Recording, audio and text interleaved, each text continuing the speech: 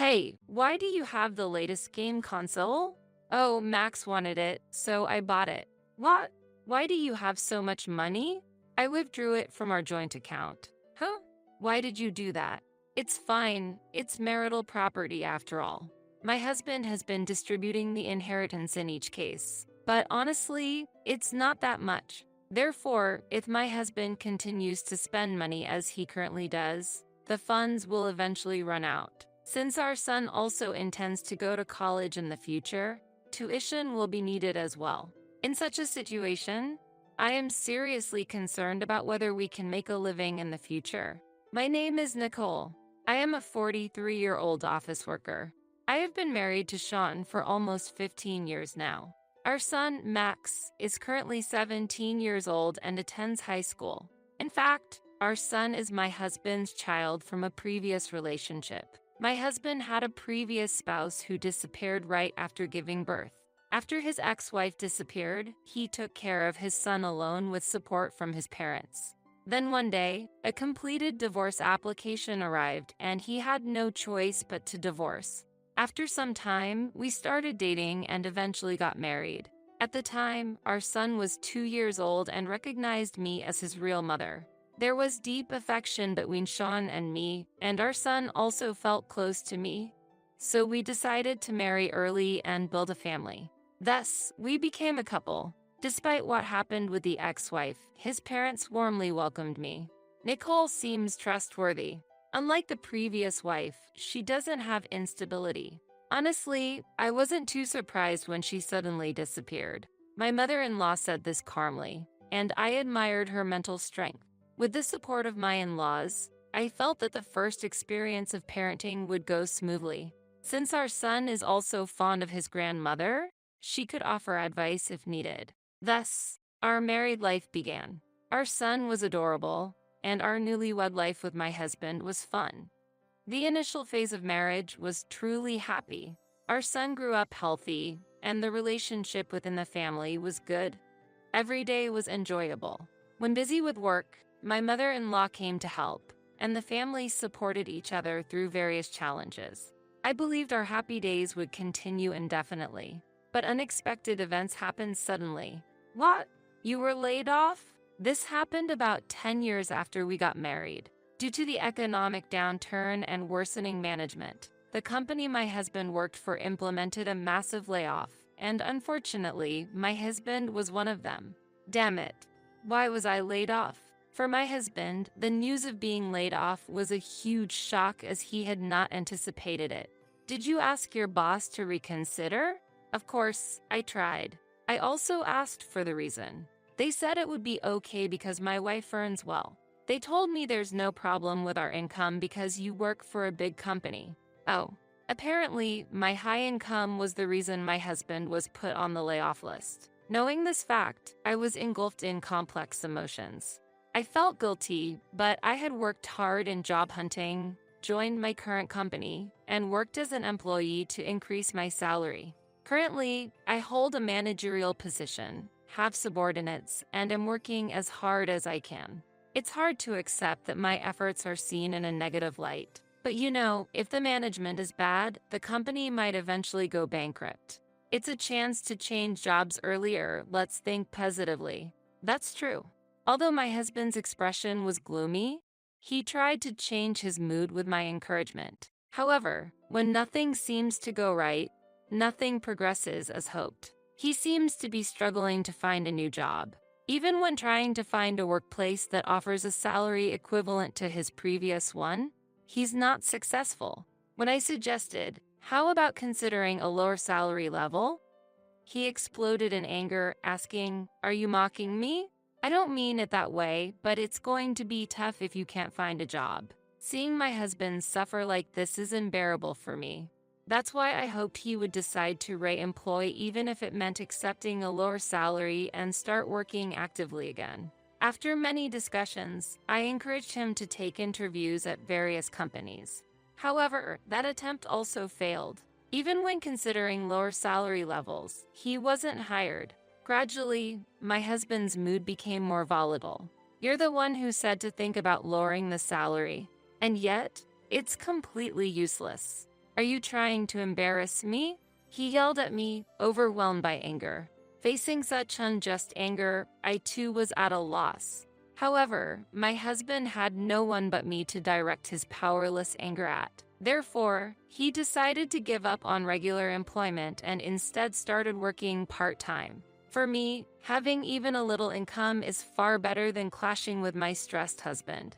But unfortunately, misfortunes seemed to follow one after another. It was sudden, but my father-in-law passed away due to illness, leaving us speechless. The suddenness of it meant neither my husband nor I could catch up with our emotions. When we rushed to the hospital, my father-in-law had already passed away and was lying on a bed covered with a white cloth. Dad, why? We always appreciated my father-in-law's kindness, and his death brought deep sadness. An emotional outburst at the funeral was inevitable, and we shed tears. Mother, are you okay? Yes, I'm sorry to worry you. I never thought my husband would pass away first. He always said he didn't want to be left behind. He promised me, don't worry, I'll see you off. And yet, he broke that promise. My mother-in-law was deeply disappointed at losing her beloved husband. Our 12-year-old son understood the concept of death and mourned his grandfather deeply. Since then, I began visiting my mother-in-law regularly. I did so because I didn't want her to feel the loneliness that often comes with living alone. Nicole, thank you always. But aren't you pushing yourself too hard? You seem pale. No, it's nothing. I'm just a bit busy with work. I replied to my mother-in-law's concern like that. But in reality, I felt a significant burden. My husband, while only working as a part-timer 2 or 3 days a week, didn't help with household chores at all. As a result, I had to take on all household duties in between my busy work schedule, sometimes even while working overtime. My growing son had a hearty appetite, necessitating the preparation of a substantial amount of food. I'm hungry. Is dinner not ready yet? Unaware of how much I was struggling, our son made self-centered demands. I'm preparing it now. Please wait a bit. What? That's useless. Don't talk to your mom like that. Be quiet. If you don't want to be complained at, do your chores properly. Our son was entering his rebellious phase and started to behave rudely towards me. I was already mentally and physically exhausted, and facing such issues only added to the hardship. Hey, can you say something? Max's behavior has been too much lately. When I brought up the issue, my husband reluctantly responded, "It's natural for a son to act that way towards his mother. He'll change his attitude as he grows up." Still, since my husband didn't support me, our son thought he could get away with anything. "Can you increase my allowance, Mom?" "It's not possible. The amount we're giving now is enough. You'll have to manage with that." What? Our life is supported by Dad. That is, while I was at a loss for words, my husband was watching me from afar. Actually, my husband had asked me to hide the fact that he was employed on a non-regular basis from our son. He wanted to maintain his pride as a father. It seemed trivial to me, but I felt it was important to him. However, seeing our son say such things, I realized that this fact was indeed affecting him. Even the income from Mom's part-time job isn't much different from mine. If I start working part-time in high school, I could earn as much as Mom does. Our son declared this and wouldn't listen to anything I said. As a result, my stress increased day by day, and it began to show in my physique. Since I needed to prepare meals for our son and husband first, I ended up eating my portion after they had finished. Consequently, eating late and the stress made it easier for me to gain weight. Gradually, I gained about 22 pounds in half a year. Although I wouldn't be considered obese, I had clearly become rounder. Our son and husband started to mock me, comparing me to a pig and laughing. "Mom, you clearly can't manage yourself. Don't come to the school open day. It's embarrassing." Our son, now in middle school, became even more disrespectful, and it seemed my husband was encouraging that attitude. "Hey, why did you buy a new game console?" "Max wanted it, so I bought it." "Wait, how did you afford that?" "I used our joint account." "Huh? Why would you do that without asking?" "It's fine. It's our shared funds. I'm just trying to maintain a good relationship with our son as a father." How does giving things build a good relationship? Quiet down. Enjoying games together is a form of interaction. Don't get mad over trivial things. If you're concerned, you should worry about your own figure. My husband snapped back with those words. After that, no matter what our son requested, my husband continued to provide it instantly. Our son stopped asking me for things and only asked my husband. My husband happily fulfilled our son's requests, giving him anything, but the money used came from our shared savings. There was a time when my husband contributed a bit to the savings, but the funds were depleting at a fast pace, and soon my contributions might also be exhausted. When our son entered high school, my husband started buying him expensive wallets and brand-name clothes, probably to maintain a facade for our son, providing valuable items so our son wouldn't realize that his father was a non-regular employee. However, my husband's contributions to our shared savings almost ceased, and in reality, I was covering all living expenses. My husband seemed indifferent to this fact, covering gifts for our son from the shared savings, while his allowance came from his part-time income. My husband seemed to be self-sufficient in managing money, showing no intention of contributing to the household. My father-in-law passed away a few years ago, and last year, my mother-in-law also left this world. Although their inheritance was divided, it wasn't much in reality. If my husband continues spending at this rate, our funds will eventually run out, sooner or later. Our son also wishes to go to college, which will require tuition fees. Facing such financial conditions, I felt a deep anxiety about how we would manage in the future. At that time, our son wanted an expensive watch for his birthday, costing several $1,000s. Clearly, a high school student doesn't need such an expensive item. Yet, my husband said, "That's great. Then, how about Dad buys one too and we both wear the same brand?" I couldn't stand it anymore and spoke out strongly. Look at reality. A high school student doesn't need such expensive items, and you need to start saving. We can't afford to make such purchases. When I got angry, my husband was shocked and became furious. "What did you say? You're just a wife. Don't get cocky." Our son agreed with my husband's opinion, saying, "That's right. You're just a pet pig." As our son began to mock me, my husband joined in, laughing. "You look just like an unsightly pig." "Hey, Dad, what should we do with such a pig? She doesn't earn much anyway. Indeed, we should kick out a pig that brings in little income from the house." This is how my husband and son insulted me. I had reached my breaking point. Why should I endure such treatment? I decided to leave the house with my belongings. The rest is up to them. They won't manage well without me.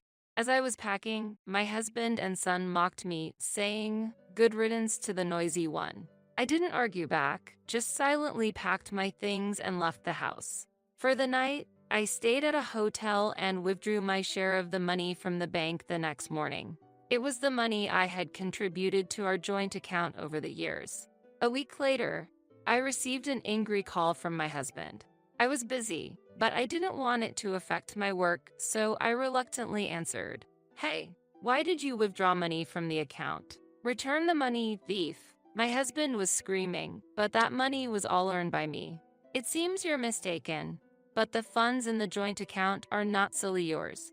I have been contributing my earnings every month. I withdrew my share because I didn't want it to be spent without my consent. So, the remaining amount is equivalent to what you have contributed. If nothing is left, it means you have spent all of your savings.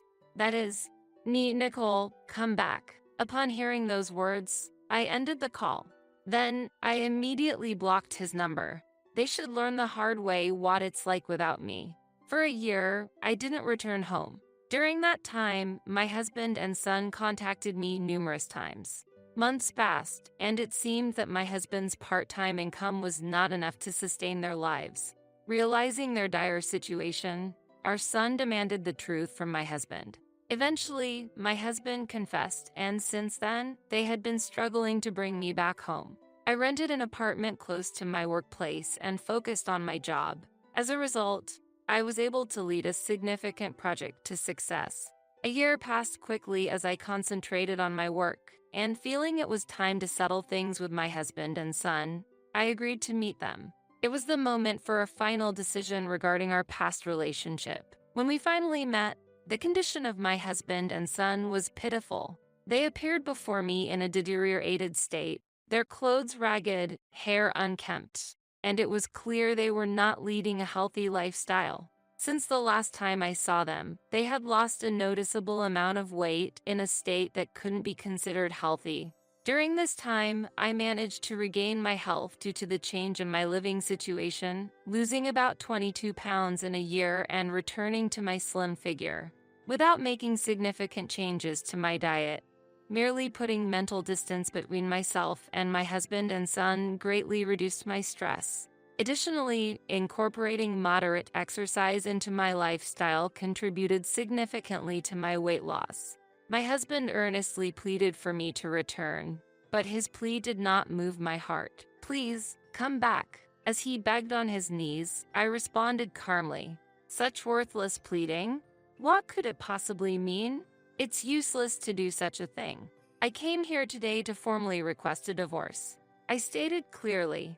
At that moment, it seemed as if the color drained from the faces of my husband and son. "Wait. If we get divorced, we'll truly be left with nowhere to go," my husband pleaded desperately. Our son also said, "Yeah, I've already sold all my branded stuff for lunch money. I can't stand this poverty any longer," appealing to the severity of our current situation. However, I had already made my decision and was ready to start a new life away from my husband and son. "I have no obligation to you. You ignored me and treated me like a servant. I'm fed up with both of you. I've decided to eliminate you from my life, so I'm cutting ties completely." Our son suddenly seemed to realize something and argued back. "Then, you should pay child support. If you're divorcing Dad, you should be the one to pay." My husband agreed with our son, intensifying their demand. "That's right.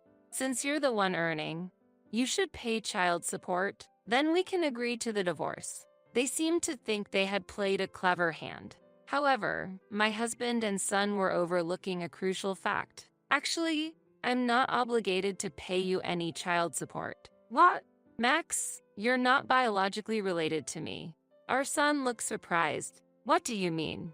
"Max, you are a child of his previous wife. Shortly after you were born, your biological mother disappeared and you were raised by your grandparents.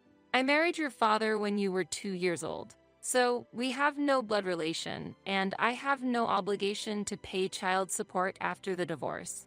"I see. Despite that, I have loved and cared for you as my own child, but I can't take it anymore. I'm ending my marriage with this man, severing ties with you, and we're going back to being complete strangers." My declaration seemed to shock our son and husband, leaving them visibly pale. "I want you to sign the divorce papers immediately, but if that's difficult, I'll have to hire a lawyer and possibly take this to court." "Court? We can't afford that." "Then sign the divorce papers." My husband reluctantly signed the divorce papers. Afterward, I submitted the divorce documents to the city hall, and the divorce from my husband was officially finalized. My ex-husband is now juggling multiple part-time jobs, exhaustively supporting both his sons' education and their livelihood. However, due to the shock of the truth about his lies and the fact that I wasn't their biological mother, our son harbors strong resentment towards him, and their relationship has significantly deteriorated. I still receive messages from them asking for help, but I ignore them. I hope our son takes this opportunity to reflect on himself and improve his character. As for my ex-husband, even if he suffers from the consequences of his actions, I feel nothing. With these thoughts, I continue to immerse myself in my work today. For the foreseeable future, I plan to focus more on achieving results at work than on love or marriage. My name is Dorothy. I am 68 years old this year. At the end of last year, my husband, with whom I lived, suddenly passed away from cancer, and I had to move in with my eldest son, John, on short notice. Originally, my husband and I lived in the house where John and his family now reside. However, when John started his own family and had a child, we moved to a small one-room apartment nearby and gave them the house. We tried to be considerate in our own way. John runs his own business and couldn't get a mortgage due to his unstable income, so my husband decided to give them the house, thinking about the future of our grandchildren. When we handed over the house, we renovated the interior to make it as good as new. John was blessed with 3 children afterward, and we maintained a good relationship, playing with our grandchildren occasionally, and dining together at a nearby restaurant on birthdays. But when my husband was diagnosed with cancer and it was too late for treatment, he contacted John, concerned about my future, and said, "After I'm gone, please take care of Mother. Live with her." My husband asked John to live with me. I told my husband not to worry as I was still healthy and could live alone, but he wouldn't accept it. He was worried about leaving me alone. John respected his father's last wish and accepted living with me. In fact, since we gave the house to John, I had never set foot in it. Thinking that John's wife, Cindy, might mind, I refrained from visiting their house. Therefore, I encountered an unexpected sight when I arrived at the house. To avoid being a burden, I moved to John's house with minimal luggage. The house was originally a modest 4-room house with 3 rooms upstairs and 1 downstairs. John came out of the house and said, "Was today the moving day?" He seemed surprised. He's always been forgetful, and that hasn't changed even as an adult. As I entered the house, I saw a mountain of shoes and a strange smell wafting from inside. The exterior looked normal, so I was shocked. John seemed unconcerned and muttered, "Dad said so, so I accepted it. But honestly, there's no place for you to live here, Mom," as he walked inside. Reluctantly, I took off my shoes and entered the house, where I found the room on the first floor overflowing with items. The living and dining rooms I was shown were also glittered with shopping bags and trash, leaving no place to stand. It was like the trash houses I had seen on TV, and I was astonished. Despite its clean exterior, the inside was like a different world in its filthiness. When Cindy, John's wife, noticed my arrival, she got up from the sofa. "Mother, since there's no place to lay out a mattress, please find somewhere appropriate. I'm too tired from work to prepare anything," she said before lying down again. She runs a beauty salon and, according to John, makes a substantial income. As I looked at John, he said, "I'm tired from work too.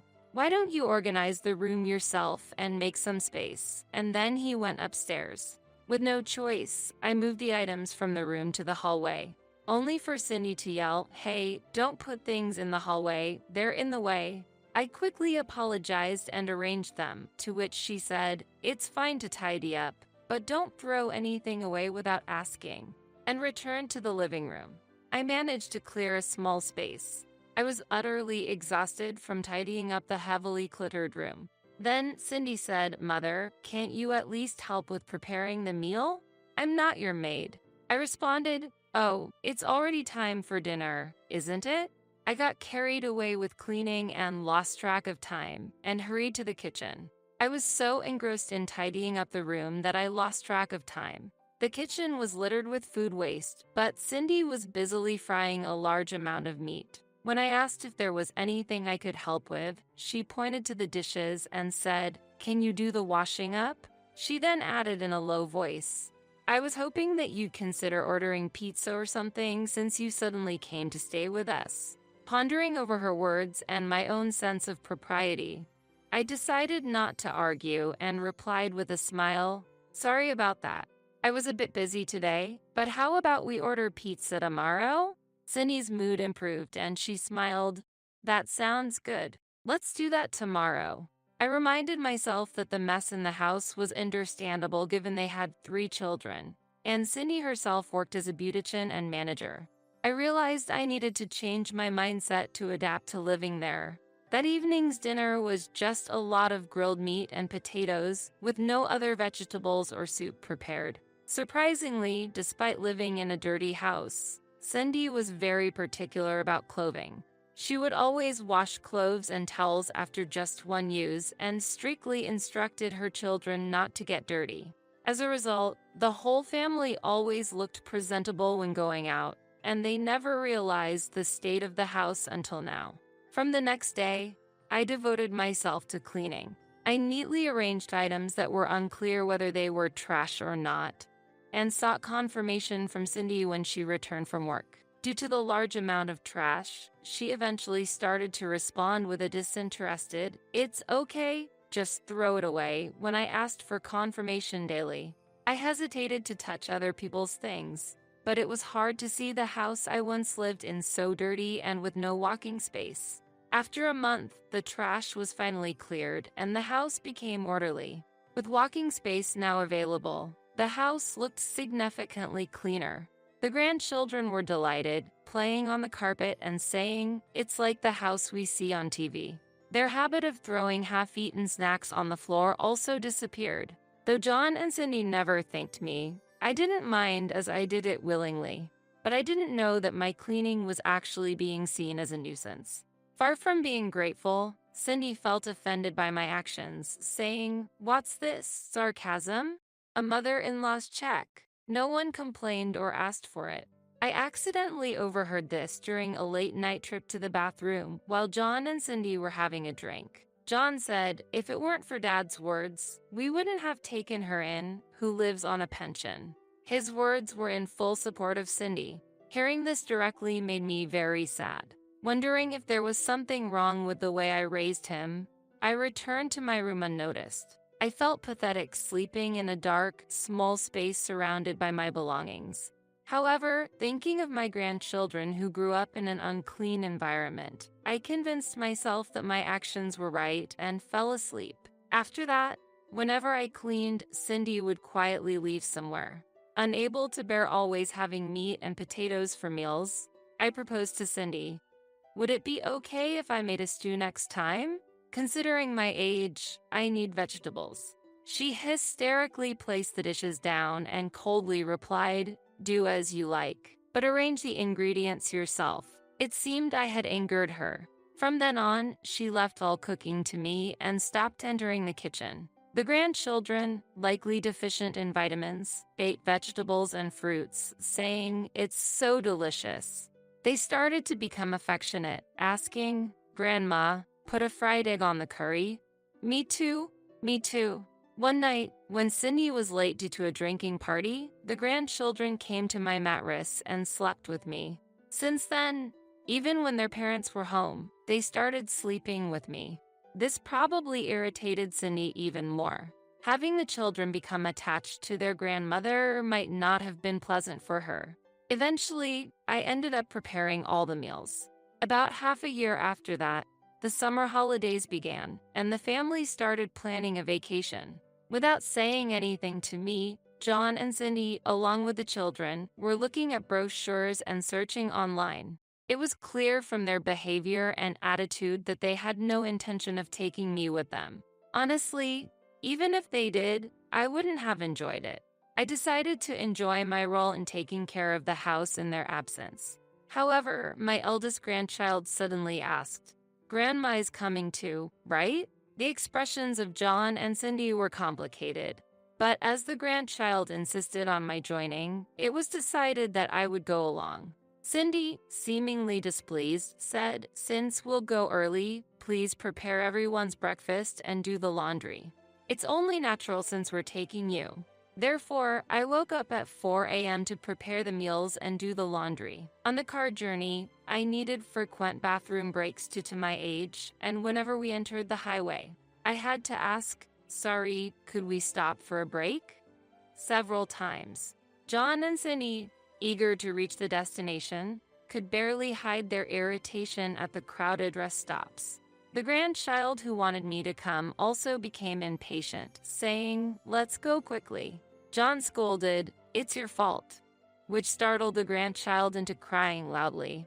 With the added traffic congestion, the mood in the car worsened, and Cindy kept complaining, "We spent so much money for this, and it's terrible." It was hard enough for me to get a break. Upon reaching the amusement park, I said, "I'll wait at the cafe while everyone enjoys themselves," and distanced myself. After the children regained their spirits and ran off to the playgrounds, Cindy returned and said, please pay for your own expenses, adding another layer of discomfort. With no facilities for the elderly at the amusement park and the cafe getting crowded, I decided to sit on a bench outside. I had taken precautions against the sun, but the summer heat was intense, and the next thing I knew, I was in the amusement park's medical room. I overheard a doctor-like person scolding John and Cindy, saying, "How could you neglect an elderly person like this?" It seemed I had a mild heat stroke. The early morning lunch preparation, laundry, and long car ride seemed to have affected my poor health. John and Cindy, looking annoyed, took me back to the hotel. After checking in, they led me to my room, saying, "Please don't cause any more trouble, and we really shouldn't have brought you. We're going out for the night, so eat something before leaving for the amusement park again." Feeling dizzy, I laid myself down. Alone in the quiet hotel, I began to question what I was doing. Usually, I was busy caring for my grandchildren and doing housework without much time to think. The vacation planning lacked consideration for me, and no one cared that I fell ill after being overwhelmed with early morning tasks. I was lying down there, staring at the ceiling, wondering if this was right. I thought that if I were to collapse in the future, they would probably neglect me just as they had now. Even though I did housework, I was treated as a nuisance. As a mother who had given birth to a son, I realized that I had been harboring expectations, but that was a mistake. I fell asleep pondering whether I should make a decision.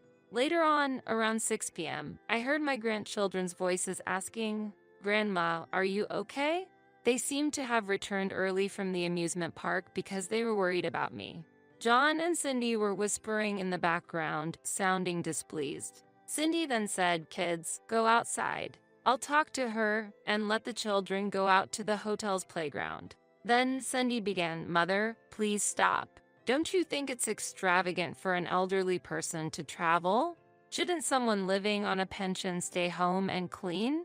You're good at cleaning, right?" she said accusingly. The trip was planned for 2 nights and 3 days, and we were supposed to go back to the amusement park the next day. The final day was scheduled for a trick art exhibition and a museum tour, which I thought I could participate in. However, when I asked, "Do I have to leave right now?" John replied irritably, "What else is there?" He vented, "What am I supposed to do now? The plans are ruined. Honestly, I only took you in because of Dad's will, but I can't stand the idea of you having fun for free." Those words solidified the vague decision I had in my mind. I realized I should sever ties with them.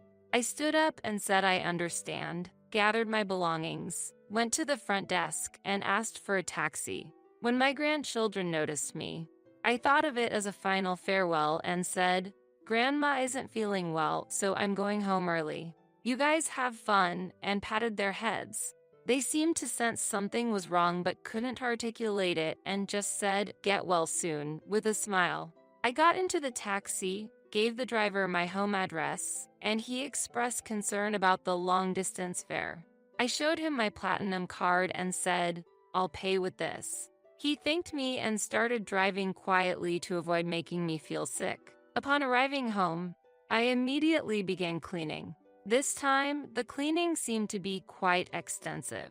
The condominium I used to live in was up for rent, but fortunately, no tenant had been found yet, so I was able to return right away. The next day, I packed my things, left John and Cindy's house, and contacted a real estate agent. I said, "I want to let go of that house." After a week, John, apparently having trouble with the real estate agent who came for the appraisal, called me furiously. I visited their house and quietly said, "I've decided to end our relationship here. That's why I'm selling this house. It's essential to discard unnecessary things when cleaning, after all." John and Cindy looked puzzled. "This is Dad's house, right? It all became mine through inheritance." John argued. Cindy, in a fit of anger, said, "Exactly. This is my husband's property. What are you doing on your own?" Sighing, I asked, "You inherited it, but do you remember changing the house's title?" John replied, "I don't remember, but I thought it automatically became mine. That's not the case. This house is in my name." I explained, and they looked shocked. What do you mean? They asked. That's what I mean. Also, this marks the end of the financial aid to your company, I declared. Financial aid? Was I getting loans from you, Mom? John was astonished. I knew about John's forgetfulness, but I didn't expect it to be this severe. Have you forgotten? We deposited funds into your account every month for your business. We had a contract for that, I explained. John turned pale. I thought that money was earned by Cindy, he said, looking dumbfounded. Cindy also looked shocked, confronting John. You thought that money was earned by me? I thought it was yours. Initially, when John was struggling for funds in his early marriage, I decided to invest in his business for the sake of my grandchildren.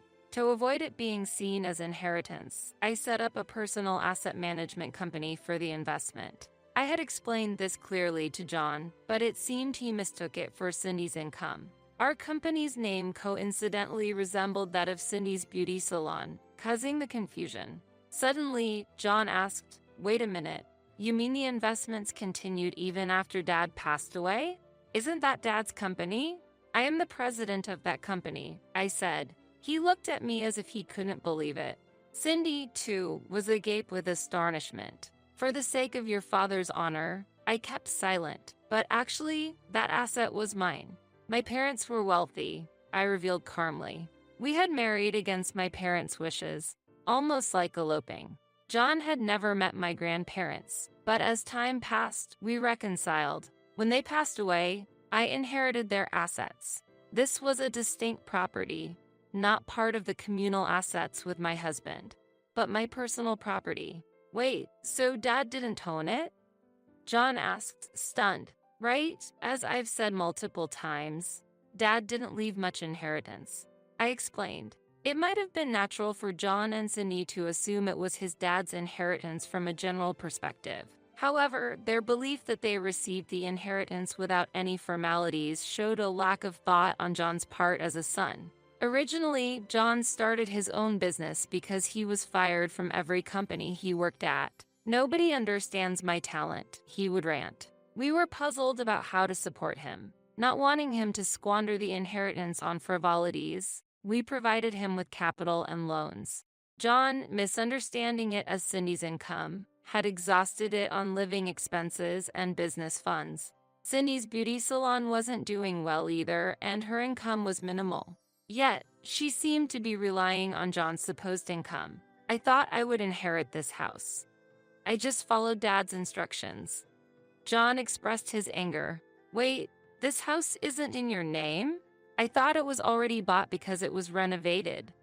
Cindy was furious. Disappointed by their attitudes, I said, from now on, manage your affairs by yourselves, and prepared to leave. At that moment, Cindy grabbed my shoulder tightly and said with a mix of anger and anxiety, "Wait a minute. Don't you care about your cute grandchildren? What about us?" Using grandchildren as a threat? How low can you go? I firmly said, you can't choose your parents.